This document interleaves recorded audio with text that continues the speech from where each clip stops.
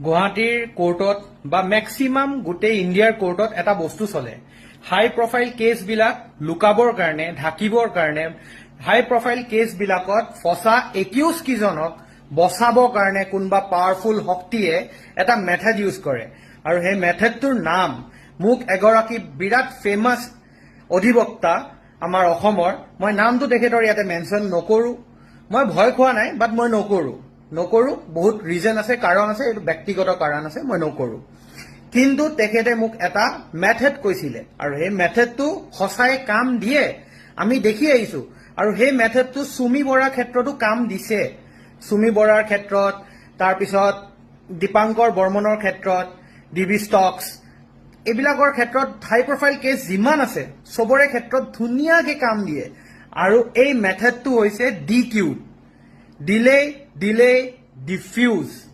গেমটোৰ নামে হৈছে delay diffuse আৰু জুবিনদাৰ প্ৰেক্ষাপটত আমি এই ডিলে ডিফিউজ মেথডটো ইউজ কৰা লাহে লাহে দেখি আছো মোৰ অপিনিয়নৰ ফালৰ পৰা কৈছো মই নিজে এই ডিলে ডিফিউজ মেথডটো ইউজ কৰা দেখি আছো এইটো ইমপ্লিকেশনটো এইটো লাহে লাহে হৈ আছে এই ডিলে ডিফিউজটোৰ সময়ত কি হয় নৰ্মেলি এই যেতিয়া ডিলে কৰি থাকে বস্তুবোৰ যেতিয়া পিছুৱাই থাকে সেইখিনি সময়ত একিউজজনে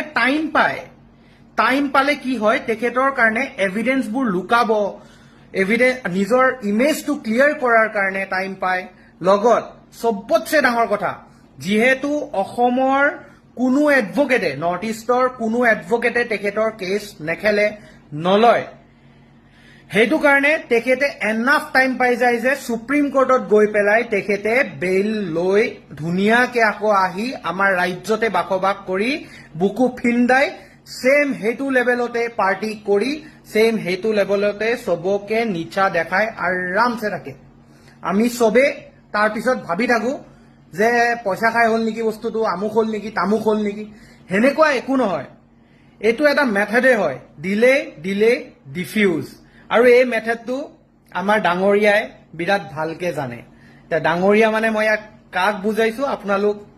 নিশ্চয় বুজি পাইছে